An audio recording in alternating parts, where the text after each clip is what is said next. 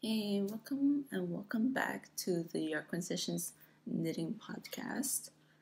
I'm Sulene, and we do knitting, crochet, whatever we want, fabric art-wise, or art-wise, I guess. And I have a finished object, a Yarnquisition, a little sneak peek, and a new whip, among other whips that I have worked on because I needed needles, pretty much. And yeah, so we'll get started with the first object, finished object. It's the tombo tee handmade by Florence. And this is a test knit. It's still in testing phase. It's actually due in July, but I already finished it because, I don't know, it's just kind of interesting, and I want to give striped tees a try again, just because I only have like this one striped tee, but it doesn't really look that good on me because the stripes are way too thin. So this is still on the thin side, but I know that bigger stripes don't look good on me. I was hoping that this kind of, like, not too thin but not too thick stripe would be okay for me. And the stripe, it's like 4 rows wide, the stripes are, so I think it's pretty good. I knit this in linen. This is my main color. It's the Antigone by rerum natura, which is a French company.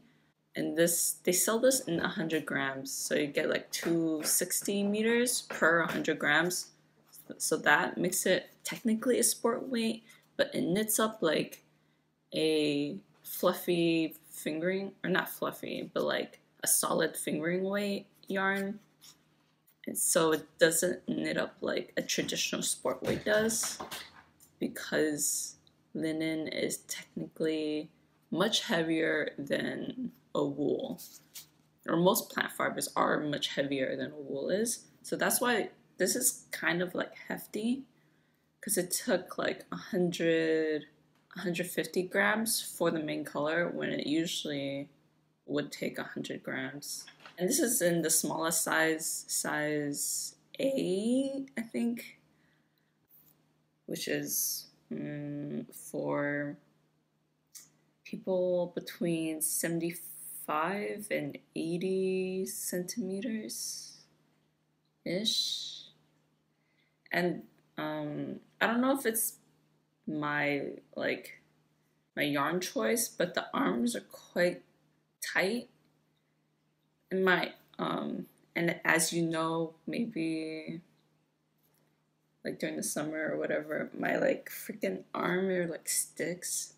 So if you have thicker arms than me, then I would suggest doing more sleeve increases to get a looser fit on the arm. But if you're using a wool, it wouldn't matter because wool stretches like mad, like crazy. So yeah, if you're using a plant fiber, definitely take that into account. If you have larger arms than normal for your size, like if you work out like a ton, then yeah, you would have to either go up a size or just make the arms bigger. Even though the bottom is like scrunching in right now, I'm sure that with washing, it would just lay more flat. Is there anything else to say about this? And I guess for switching colors, I wouldn't recommend twisting the yarn every row at the beginning of round. I would just pick up the next color when you change, and then that's it. And also give it a little slack.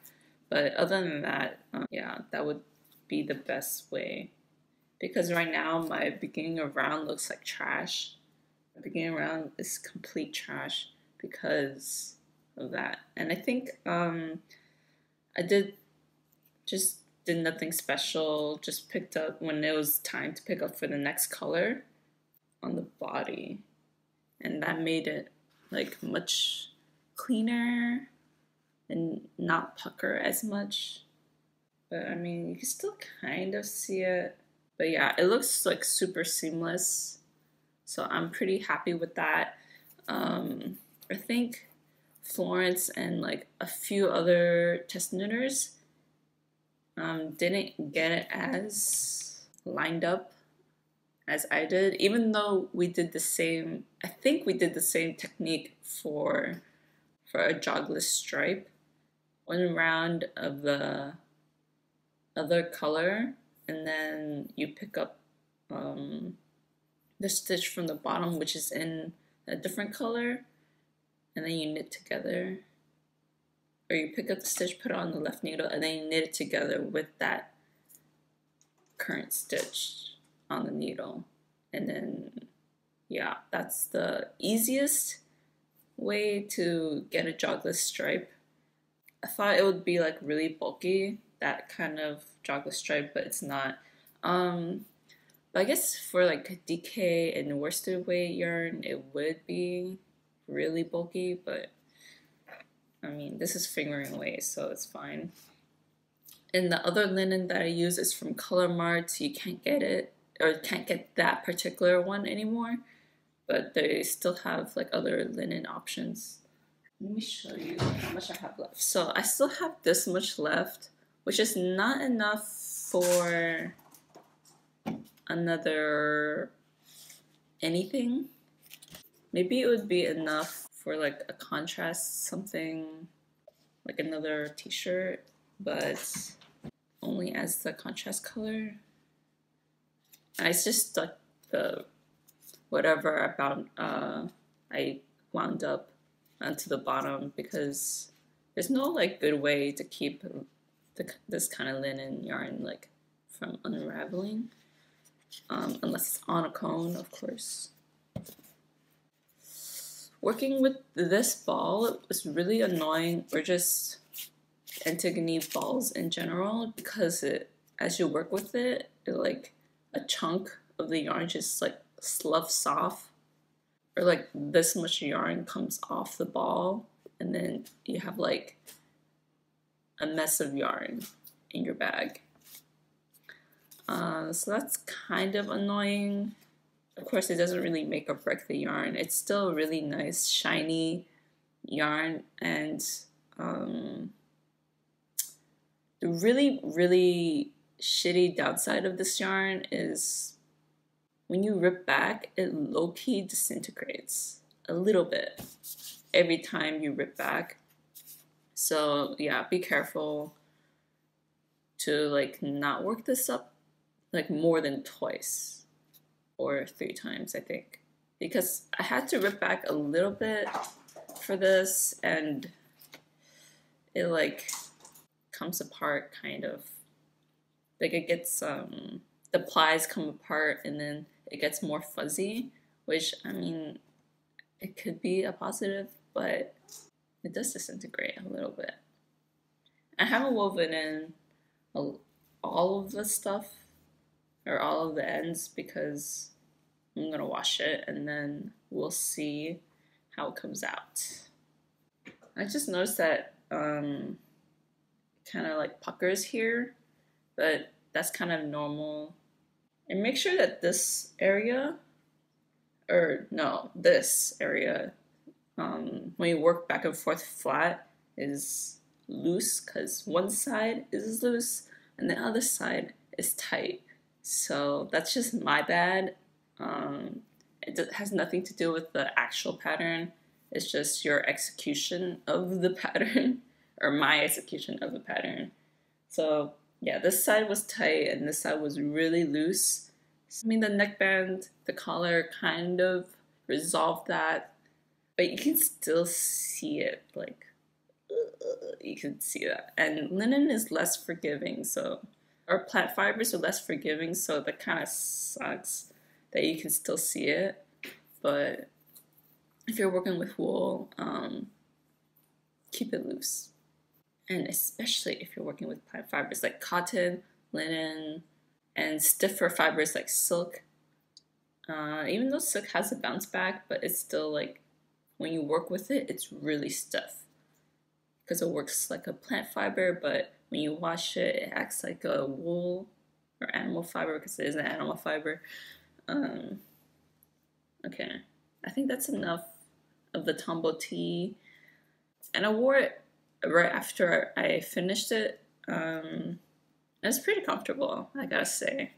Even though it is a little heavy for a t-shirt. And it's kind of short because it's meant to be a summer tee, so I don't really care if it like doesn't cover my belly all the way. But it does reach my belly button, so that's enough coverage, I guess, for me. My first whip, that's almost done. I just have to sew on one button. I'm procrastinating on that right now. And this is the agnete cardigan. Please excuse the running cat. Let me put it on this hanger so you can see what it looks like. I haven't washed it yet, just FYI, because I think I'm gonna wash it after I complete the buttons.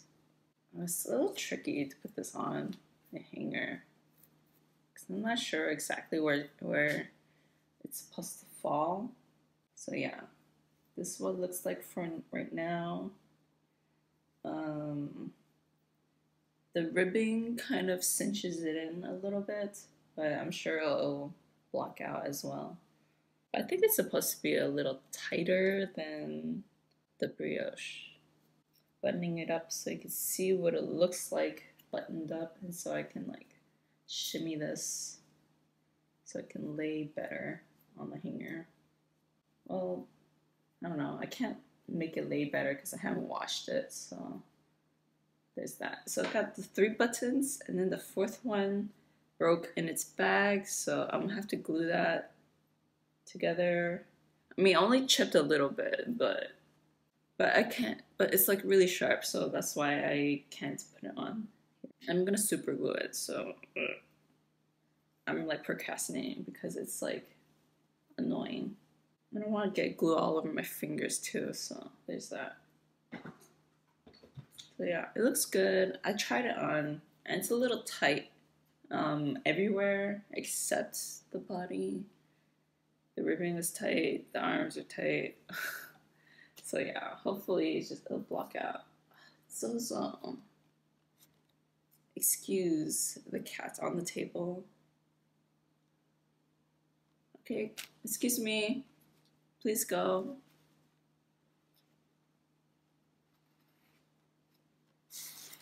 Excuse me. Excuse me. Excuse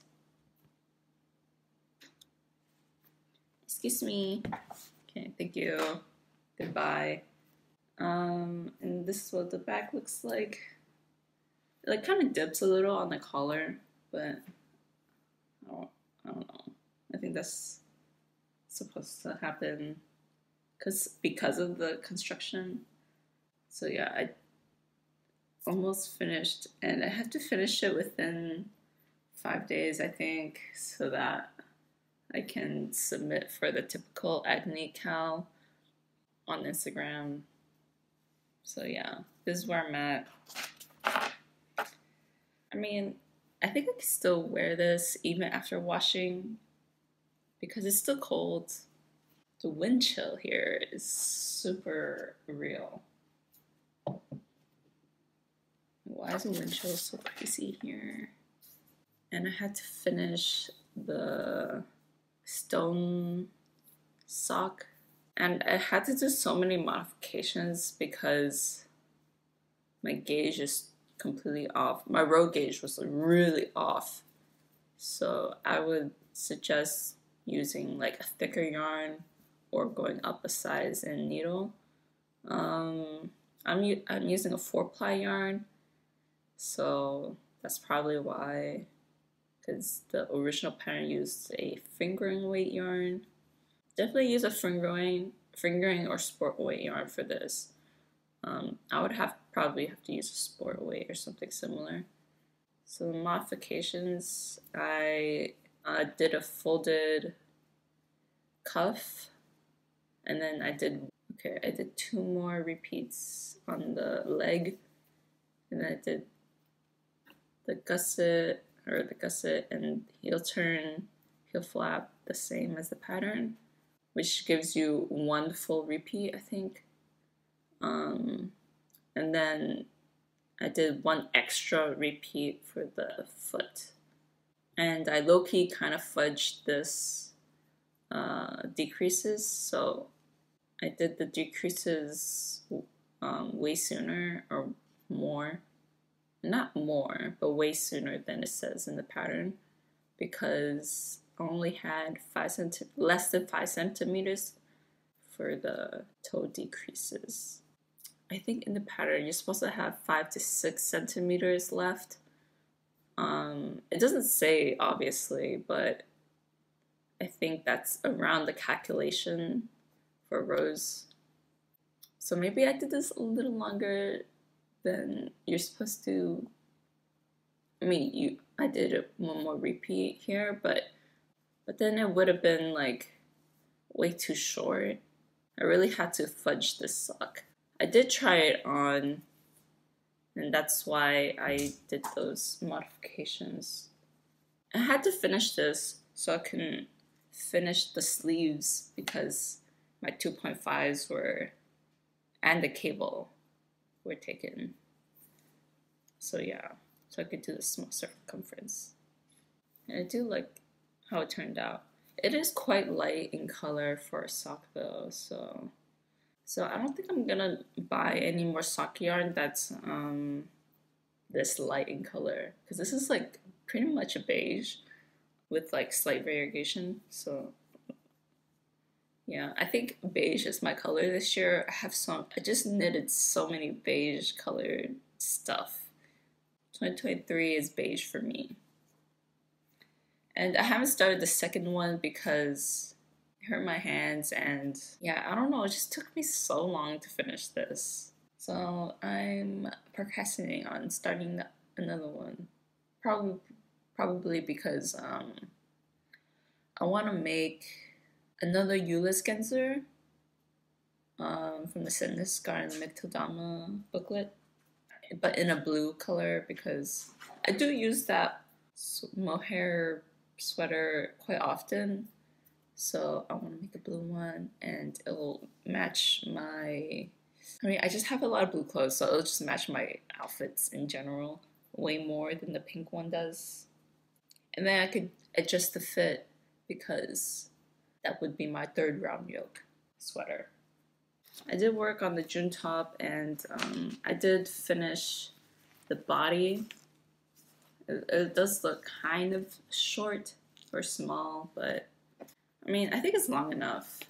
In the pattern, you're supposed to use 2mm for the I-cord, but I just used the 2.5 because I don't have 2mm right now, and I don't think I'm gonna buy it. So yeah, that's what I finished. And then I also did the strap, but I'm not done with the strap because I had to take off the 2.5mm needles for the agnete. And that's why I finished this, because I had to use it for the agnete cardigan. So, oh, and I'm drinking coffee. If you need a drink, go get one now.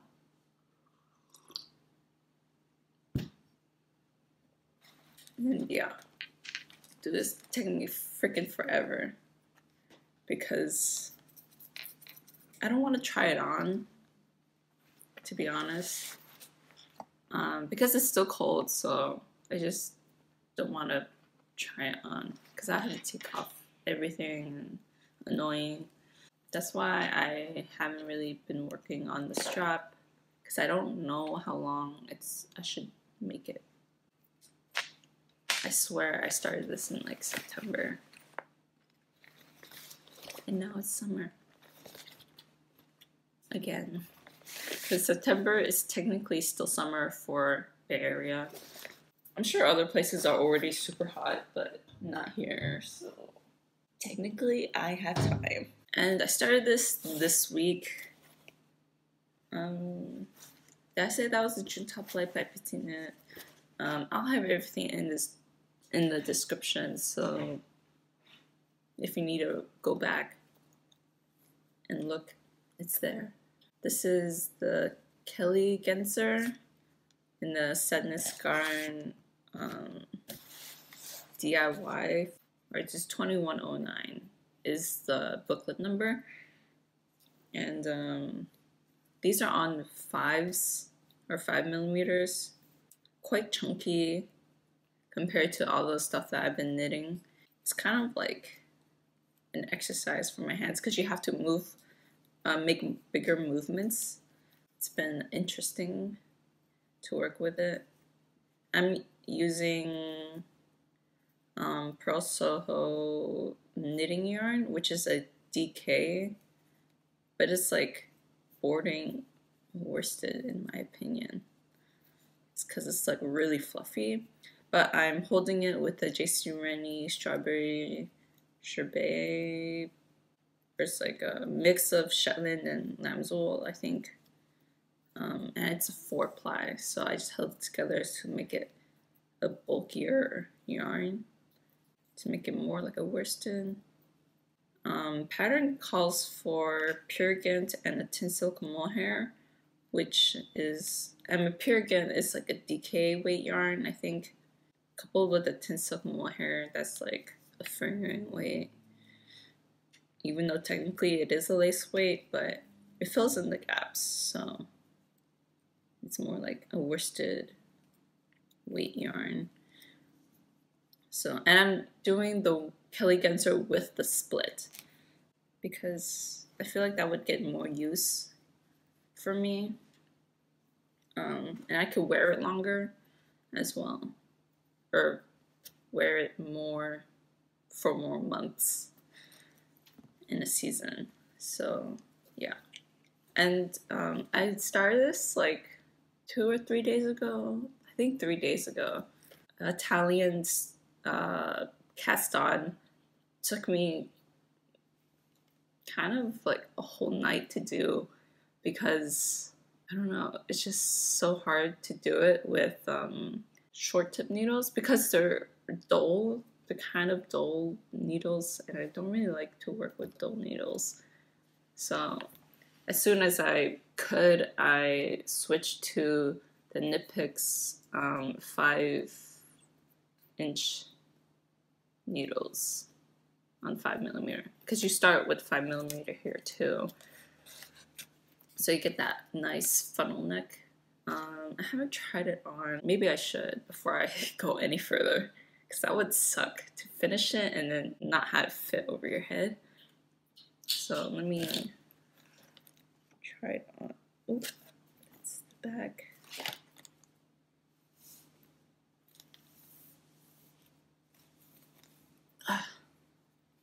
Okay.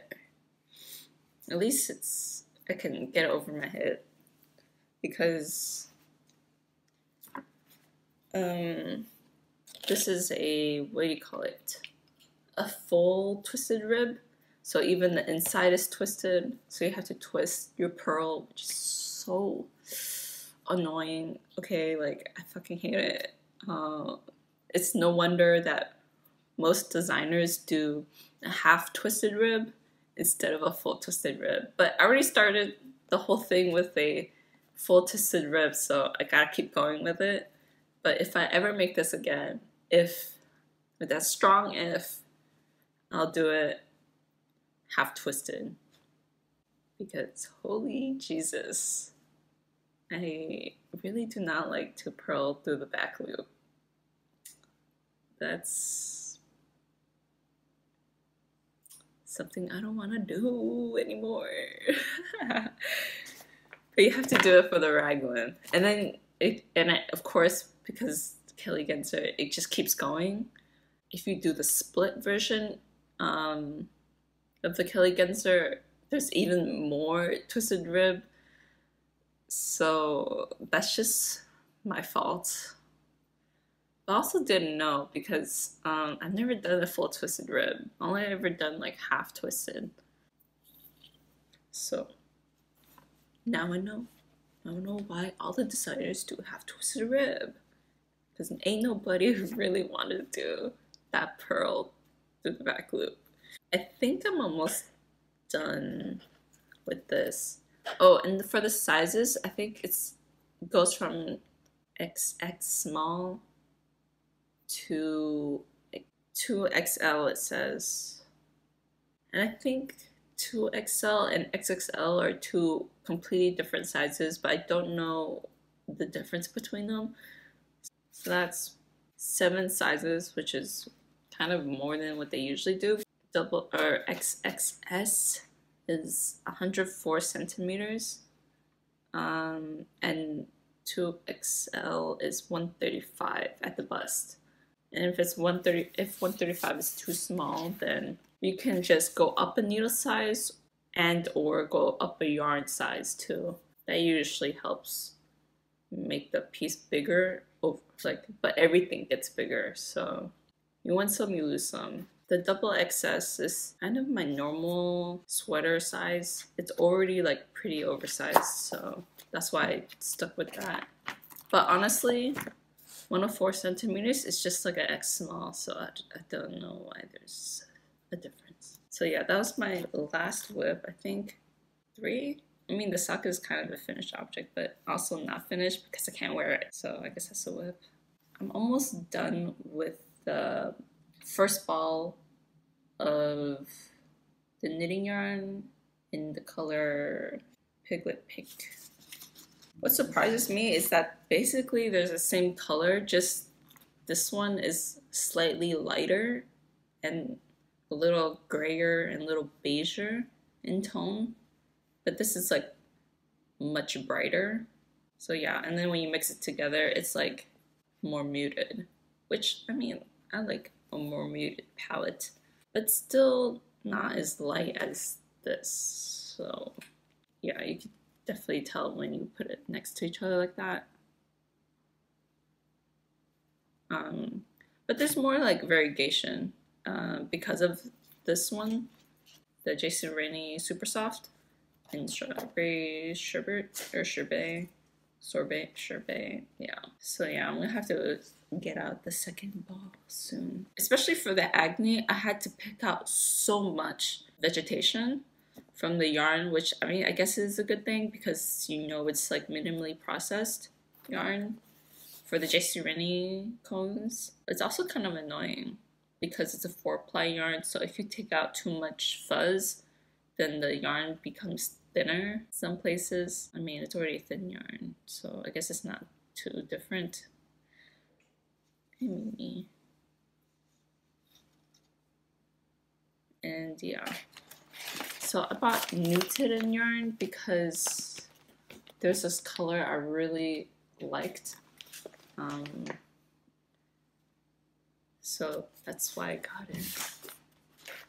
And let's open it together with my trusty, just handy dandy trusty box cutter. It's like from my art university days.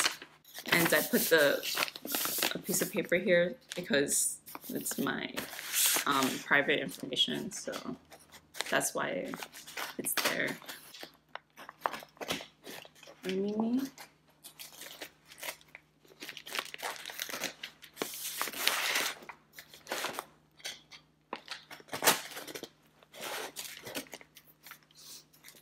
And I'm not too concerned with like cutting the yarn because you can just splice it back together. Oh yeah, when joining the yarn for the agnete, I also spliced it because it's just much easier to do that and because you can do that really easily with that kind of yarn. With the more traditional grippy yarn, it's much easier to do that. I might have actually cut all the way to the yarn. Oops. I bought the alchemy in 300 grams because I was thinking of making a sweater like single-stranded. Maybe that's too ambitious for me. or like use it double-stranded for like maybe a color work as like the main color. And if you didn't know, alchemy is a like beigey yarn with like specks of like purple, blue, green.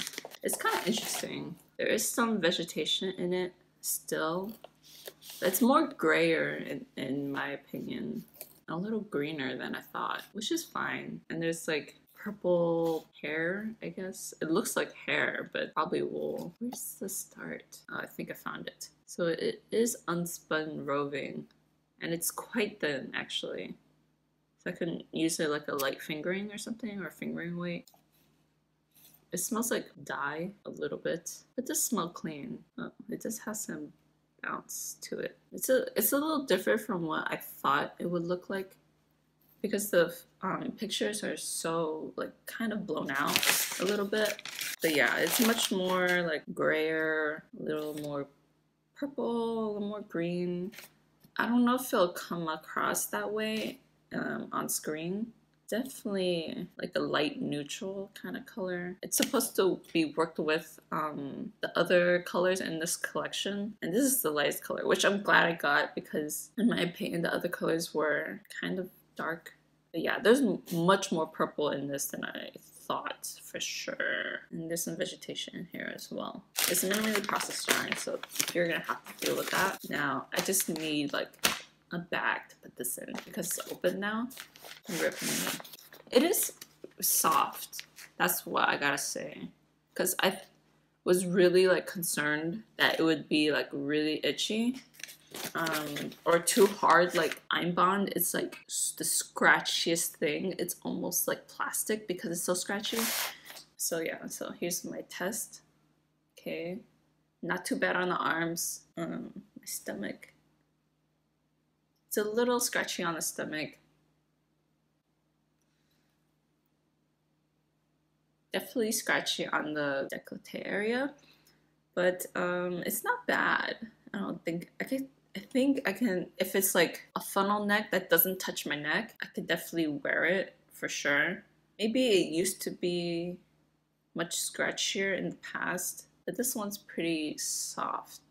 But yeah, it's definitely not the scratchiest yarn I've ever had touched, because the mohair alpaca that I used for this, which is more like a weaving yarn that has no stretch, this is definitely like scratchier. The ecru yarn in this is definitely scratchier on my neck than this is. It is like a little prickly, like if you just stamp it on there, but then after a while, if you just leave it and don't move, it's fine. I guess that's not realistic because I would move my neck a lot. So yeah, I guess I can just use it for a pattern that does not have a mock neck or turtleneck or funnel neck thing. I just have to do like folded neckband or just a neckband that's like this. Just a single layer. I'm glad I got it for sure. It's not super cheap, but it is quite cheap for a sweater's quantity, even with the shipping. The shipping from Sweden is actually not that bad to the States. I think it costed me like, I think 50 something. I mean, this is my first impression, of course, and I haven't made a swatch, obviously. I just opened it. So my opinion about it, about nutiden yarn, is still, you know, formulating. She's still cooking. Yeah, for a sweater's quantity, it's definitely not that expensive. So if I get sweater quantity here in like a more like luxurious yarn, it sometimes starts at $80. So, and this is the 300 grams, but the 500 grams will get you a sweater and then some. For me, at least, that would be around like $80, I think. And but that's because it's much more yarn, and then also the shipping goes up because it's like 500 grams. And yeah, I was debating getting the different color as well. It's the anniversary yarn. I forgot what it's called. It's the gray one, but I thought the gray was too dark, so I didn't get it. It comes off as a gray, honestly, in my opinion. So glad I got alchemy. Although I was kind of bummed that it's not as like yellow or golden as I thought it would be. But you know, that's what happens when you get like super niche yarn or like one of a kind of yarn. One huge batch of yarn and then they'll never make it again. So specialty yarn, I think that's what it's called, specialty yarn. I mean, you want some, you lose some. It's not like I can't wear this, you know. I could definitely wear it. And I think that's it from me. I hope this isn't too hard to watch. And I'll see you guys the next time. Next week? In 2 weeks? We'll see. Okay, bye.